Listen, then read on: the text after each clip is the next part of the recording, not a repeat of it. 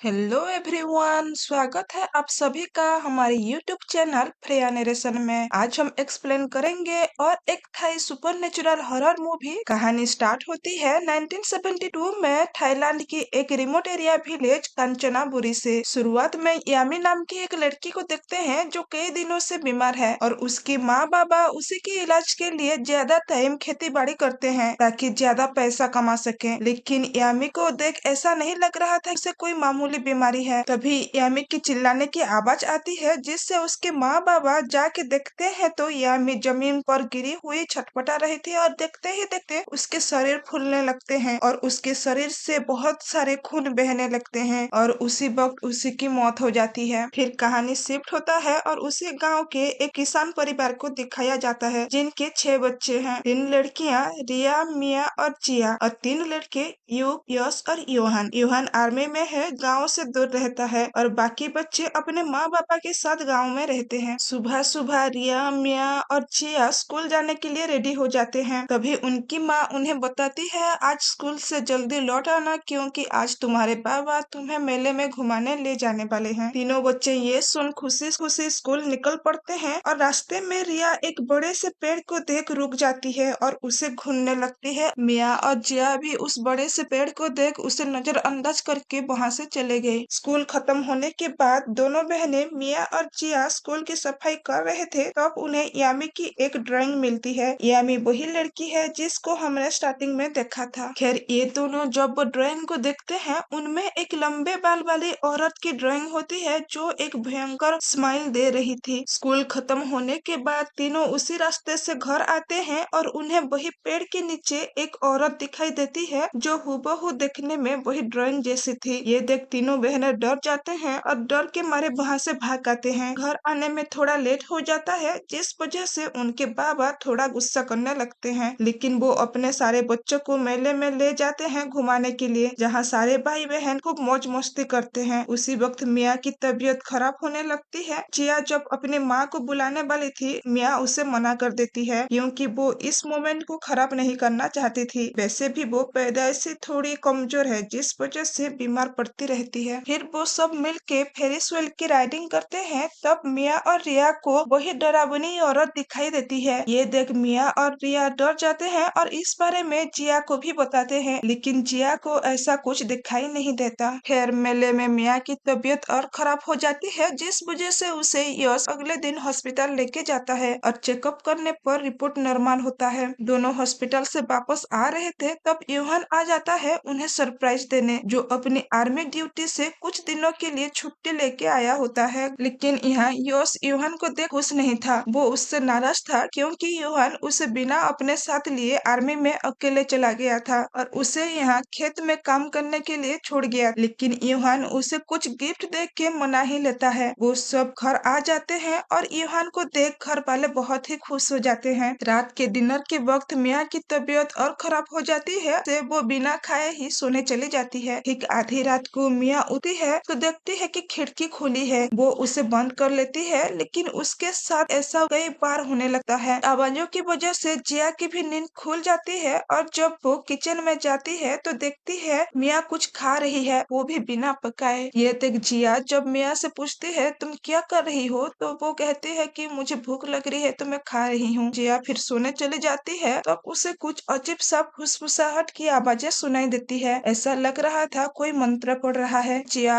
अचानक बेहोश हो जाती है। अगले दिन वहाँ के खेत में काम कर रहे मजदूर अचानक काम छोड़ के चले जाते हैं। यश और योहान कुछ समझ नहीं पाते और वो बाकी काम करने लगते हैं। इधर जिया मिया को थोड़ा बाहर घूम के आने के लिए कहती है ताकि तबीयत थोड़ा अच्छा लगे। मिया मना कर देती है और रिया को बदतमीजी से बुला के गाली देते हुए उसे कहती है मेरे पैरों की मसाज करो। ये देख जिया मिया से तमीज से बात करने के लिए कहती है। तभी यान उनकी माँ आ जाती है और मिया उन्हें देख मासूम बनने की नाटक करती है और कहती है जिया मुझे जबरदस्ती बाहर ले जाना चाहती है जबकि मैं जाना नहीं चाहती, जिस वजह से यान उल्टा जिया को डांट देती है। जिया रोते हुए कमरे से भाग आती है और उसके पीछे पीछे रिया भी आ जाती है। रिया कहती है क्या वो आज रात उसके साथ सो सकती है क्योंकि पिछली रात उसे मिया सारी रात घूरती जा रही थी, बिल्कुल वही क्रीपी औरत की तरह। ये सुन जिया हाँ कहती है और वो ज्यादा सीरियस नहीं लेती। उसी दिन दिन जिया के माँ बाबा कुछ काम के लिए घर से एक दिन के लिए बाहर जाते हैं। उसी शाम को जिया अपने भाइयों के साथ बैठी हुई थी, तब वो अपने भाइयों से पूछती है, क्या पिछली रात तुम लोगों ने फुसफुसाहट सुनी थी? वो कहते हैं ऐसा कुछ नहीं सुनाई दिया था, लेकिन बाद में यूहान जिया को बताता है, यहाँ काम कर रहे मजदूर कह रहे थे कुछ अजीब सा आवाजें सुने थे और ये आवाजें वो पहले भी यामी के घर सुने थे और इसी वजह से लोग काम छोड़ के यहाँ से चले गए। उसी रात यूहान, यश और युग घर की निगरानी रखने की फैसला करते हैं। ठीक रात के 2 बजे रेडियो अपने आप बज उठता है और जिया की नींद खुल जाती है। तब वो मिया को बाहर जाते हुए देखती है और फिर उसे बाहर से अपने भाइयों के चिल्लाने और गोलियां चलने की आवाज आती है। तभी उसे फिर से वही फुसफुसाहट सुनाई देती है, पर इस बार वो खुद को होश में रखने के लिए अपने दांतों से अपने हाथ को काट के रखती है। फुसफुसाहट बंद होने के बाद इन आवाजों से रिया भी जाग जाती है और वो बहुत ही डरी हुई थी, जिससे उसे जैसे तैसे मना के अलमीरा में जिया छुपा देती है और मिया को ढूंढने चली जाती है। तीनों भाई मिया को ढूंढ लेते हैं और उसे लाकर कर कमरे में सुला देते हैं। जब गोलियां चली थी तो जिया को लगा कि घर में शायद कोई चोर घुस आया होगा। वो अपने भाई यूहान से इस बारे में जब पूछती है, तब यूहान बताता है असल में हुआ क्या था। जब वो तीनों भाई बाहर पहरा दे रहे थे, तब आधी रात को बाहर की बत्ती बुझने लगते हैं। फिर वो देखते हैं मिया बाहर जा रही है। बाकी दोनों भाई तो सो चुके थे, तो वो उसे रोकने के लिए चला जाता है, लेकिन तब उसे एक अजीब सा फुसफुसाहट सुनाई देता है। जब वो ये सुनता है, उसके शरीर सुन पड़ने लगते हैं और वो नीचे गिर जाता है। खुद को होश में लाने के लिए वो मोमबत्ती के ऊपर हाथ रख देता है। फिर जब वो ही अजीब फुसफुसाहट बंद हो जाता है, वो यश और यू को जगाता है और वो सब मिल के मिया को ढूंढने लगते हैं। लेकिन तब उन्हें एक डरावनी औरत दिखाई देती है, जिसको वो बार बार गोली मार रहे थे और उन्हें तभी मिया घर के बाहर बेहोशी की हालत में मिली। यहाँ जिया यूहान को बताती है कि आप लोग जिस औरत की बात कर रहे हैं, वो लोग उस औरत को उस बड़े पेड़ के नीचे स्कूल से आते वक्त देखे थे, लेकिन शायद वो इन सब से अनजान है। वो औरत मिया को पोजेस करने वाली है। अगले दिन सुबह यूहान जिया को पैसा देता है कुछ खरीदने के लिए। जिया ये बात जाके मिया से बताती है और मिया कहती है चलो मार्केट से कुछ मिल से लेके आते हैं। जिया इसके लिए उसकी मॉम से परमिशन लेने जाती है और मिया रेडी हो रही थी। तभी खिड़की से वही डरावनी औरत मिया के कमरे में आ जाती है। मिया किसी को बुला पाए इससे पहले वही औरत अपना हाथ मिया के मुंह में घुसा देती है और उसे नीचे गिराकर उसके मुंह के अंदर से उसकी एक दांत को बड़ी बेरहमी से उखाड़ लाती है और इसके बाद बड़े ही चाव से उसे खा जाती है। मिया चिल्लाने लगती है और तब उसकी माँ और बहन आके जब देखते हैं तो नजारा बहुत ही भयंकर था। येन वो कृपी औरत को घर से भगाने लगते हैं और इसी बीच यूहान को पता चल जाता है कहीं ना कहीं ये भूत प्रेत का मामला है, इसलिए वो सर्जन पाफान को घर ले आता है ताकि ऐसा कुछ हो तो इसका इलाज कर सके। मिस्टर पाफान सब नजारा देख जब वो मिया से मिलने जाते हैं, मिया उन्हें देख उन पर थूकती है और वहाँ से हंसते हुए चले जाने को कहती है। इसके बाद यूहान और पाफान उस कृपी औरत को ढूंढने उस पेड़ के पास जाते हैं जहाँ वो औरत रहा करती थी। पाफान का कहना था कि हाल ही में इस गांव में आई है और उसका काम है बुरी आत्माओं को बुलाना। इधर वो कृपी औरत एक मिट्टी की कढ़ाई में कुछ अजीब गरीब चीजें मिलाती है और खुद का पेशाब भी। फिर वो लास्ट में यामी की उखाड़ी गई वही दांत को उसमें डाल देती है। तभी वहाँ यूहान और पाफान आ जाते हैं। यूहान ये सब देख गुस्से में उस कढ़ाई को एक लात मारता है। वो औरत कुछ नहीं करती, लेकिन पास में पड़ी एक डंडे से खुद की सर को फोड़ के खुद को खलास कर देती है। ये सब देख पाफान यूहान से कहता है आत्माओं को हमेशा एक शरीर की जरूरत होती है। अब तक उनका कब्जा इस कृपी बुढ़िया पर था, लेकिन और एक शरीर पर जाने के लिए उन्हें एक आखिरी दांत की जरूरत होती है, जो कि ये औरत ने उसे भी पूरा कर दिया है। वो आगे ये भी कहते हैं कि मिया पर अच्छे से नजर रखना क्योंकि वो पोजेस हो चुकी है। उसी रात यूहान अपने भाइयों के साथ रात भर पहरा देने की सोचता है और जिया और रिया को कहता है तुम दोनों अंदर ही कमरे में रहना, चाहे कुछ भी हो जाए कमरे का दरवाजा मत खोलना। दूसरी ओर यूहान, यश और युग आधी रात का इंतजार करने लगते हैं। ठीक 2 बजते ही रेडियो बजने लगता है और फुसफुसाहट शुरू हो जाता है। यूहान अपने 2 भाइयों को होश में रहने के लिए मोमबत्ती के ऊपर हाथ रखने को कहता है, लेकिन वो दोनों ऑलरेडी बेहोश हो चुके थे। इधर जिया भी खुद को होश में रखने के लिए अपने हाथ को काट के रखी हुई थी और यूहान बहुत कोशिश करता है खुद खुद को होश में रखने के लिए, लेकिन बत्ती बुझ जाती है और वो बेहोश हो जाता है। मिया बाहर चली जाती है और फुसफुसाहट बंद हो जाती है। उसके जाने की तुरंत जिया बाहर आती है और अपने भाइयों को होश में लाने की बहुत की कोशिश करती है। काफी कोशिशों के बाद तीनों भाई होश में आते हैं और राइफल और मशाल लेके मिया को ढूंढने लगते हैं। इसी बीच उनके आवाजें सुन उनके माँ बाबा भी जाग जाते हैं और बाहर आ जाते हैं। घर के सब डरे हुए थे और घबराए हुए थे और सब अलग अलग होके मिया को ढूंढने लगते हैं। यूहान खेत में मिया को ढूंढने जाता है तो उसे ऐसा लगता है कोई उसे पुकार रहा है। तभी उसके सामने कोई आ जाता है और यूहान बिना देखे उस पर गोली चला देता है। गोली सीधे गर्दन पर लगता है और गर्दन से सर लटक जाता है। जब यूहान देखता है वो तो उसका माँ थी, तो वो अपनी मॉम को इस हालत में देख वो रोने लगता है। लेकिन अचानक उसकी माँ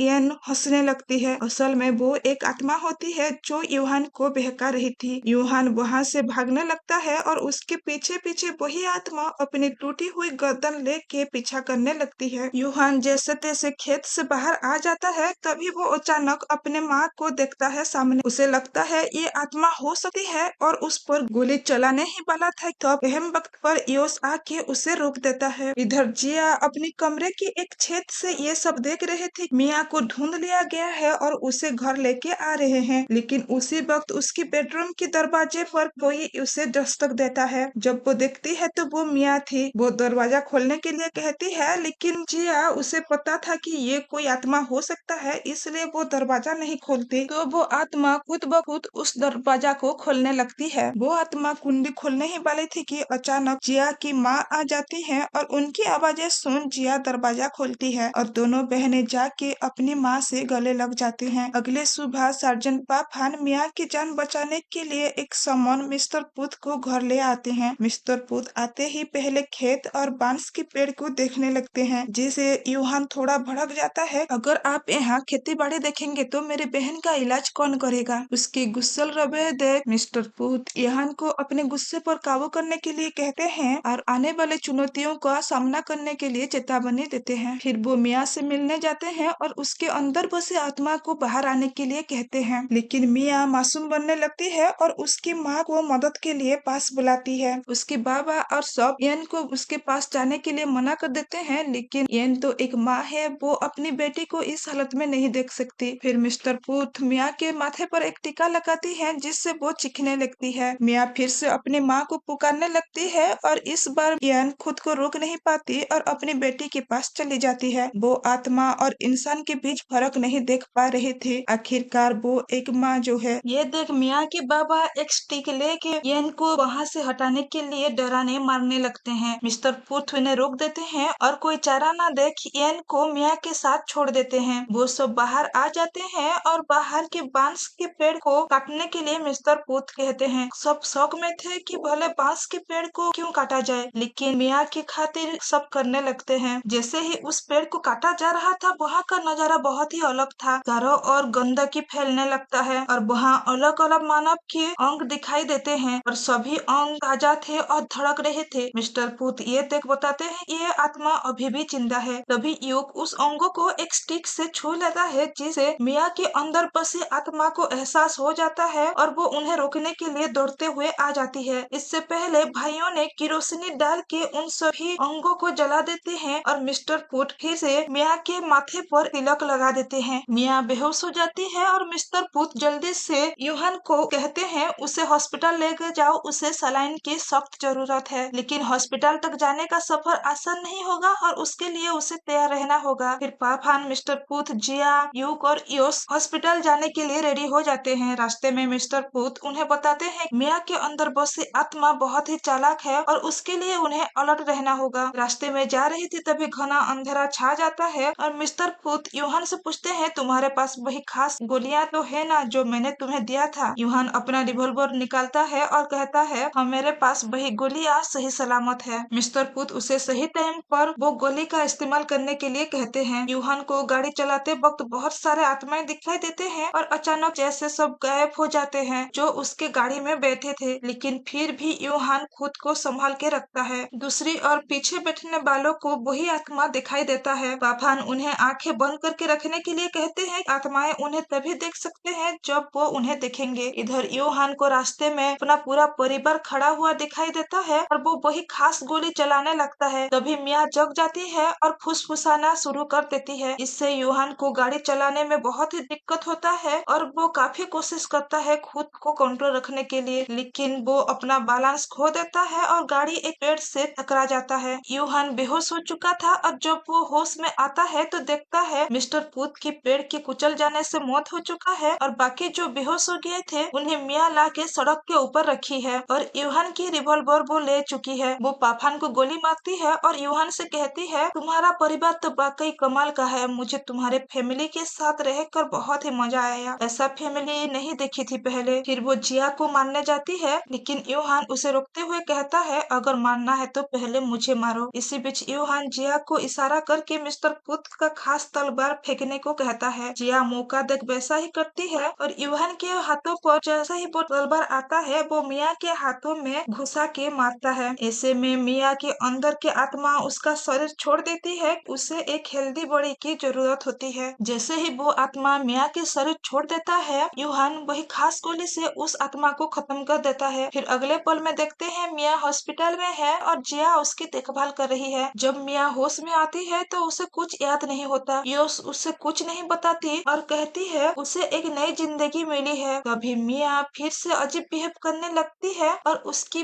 पेट फूलने लगता है और खून बहने लगता है और फिर वो तड़पते तड़पते हुए वहीं पर मर जाती है। जब जिया खिड़की से देखती है तो वही औरत अभी भी वहीं पर खड़ी हुई है और उसे देख रही है। मिया की अंतिम संस्कार की जाती है और यूहान को अभी भी लगता है कुछ भी खत्म नहीं हुआ है और यहाँ पता चलता है यूहान को पहले से ही अपनी फैमिली को लेकर कुछ गलत ही फील हो रहा था, इसलिए वो आर्मी छोड़ के घर का देखभाल करने के लिए आ गया था। और जो गोली उसने उस आत्मा को मारा था शायद वो आत्मा का चाल था। जैसे कि मिस्टर पुथ ने कहा था, ये आत्मा बहुत ही चालाक है। जबकि मिया अब मर चुकी है तो आत्मा को एक नए शरीर की जरूरत पड़ेगी जो कि शायद जिया हो सकती है, क्योंकि वो हॉस्पिटल की खिड़की से उस आत्मा को देखी थी, या फिर रिया हो सकती है जो पहली बार उस आत्मा को देखी थी। और यहाँ पर पता चलता है आत्मा ने मिया को पहले अपना होस्ट बनाया क्योंकि मिया थोड़ी कमजोर थी। वो बचपन से ही एक बीमारी से लड़ रही थी जिससे आत्मा को उसके शरीर पर कब्जा करना बहुत ही आसान हो गया था। वैसे इसका दूसरा पार्ट भी है, अगर आपको ये एक्सप्लेनेशन अच्छा लगा तो मैं उसका दूसरा पार्ट लेके जरूर आऊंगी। तो दोस्तों, अगर आप सभी मेरे एक्सप्लेनेशन को एंजॉय कर रहे हो और जो लोग चैनल पर नए आए हो प्लीज चैनल को लाइक शेयर एंड सब्सक्राइब कर देना और बेल घंटी को भी जरूर बजा देना ताकि हमारा लेटेस्ट वीडियो आते ही आपसे ना छूटे। Thank you.